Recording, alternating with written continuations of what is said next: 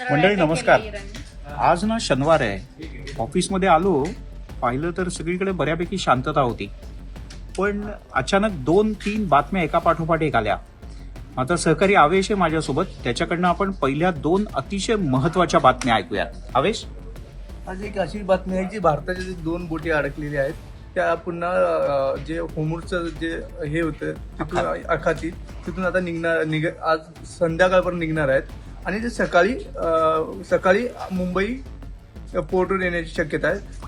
त्याचा फरक असा पडणार आहे की भारतात सध्या गॅस टंचाई मोठ्या प्रमाणावर आहे. कमर्शियल गॅस तर मिळतच नाहीत, पुन्हा घरगुती गॅस सुद्धा मिळत नाही. त्याचा फायदा भारतात होईल आणि जे गॅस टंचाई थोड्या प्रमाणात कमी होईल सर. बरं चला, त्याच्यामुळे एक चांगली बातमी आहे. शनिवारचा दिवस असला, बाकी शांतता असली तरी एक जहाज येत आहे. पण हे जरी असलं ना तरी युद्धाच्या भूमीतली आणखीन एक महत्वाची बातमी आहे. योगेश आहे माझा सहकारी. योगेश, काय अपडेट आहे? इराणवरती सातत्याने अमेरिकेकडून हल्ले सुरू आहेत. त्याचप्रमाणे ह्या हल्ल्यांना उत्तर देण्यासाठी इराणने इतक्या मोठ्या प्रमाणात हल्ले केलेत की इराकमधली अमेरिकेची जी एम्बेसी आहे बगदादमध्ये तिथेच हल्ले केलेत. आपण दृश्यांमध्ये पण पाहू शकतो की कशा प्रकारे हा हल्ला आहे. या हल्ल्यांमध्ये पूर्ण एम्बेसीचा जो मेन टॉवर आहे त्या टॉवरवरतीच त्यांनी हल्ला केलेला आहे. ज्याप्रमाणे अमेरिका त्यांच्यावर हल्ला करते त्याला प्रत्युत्तर इराणी तितकाच जोरदार देत आहे.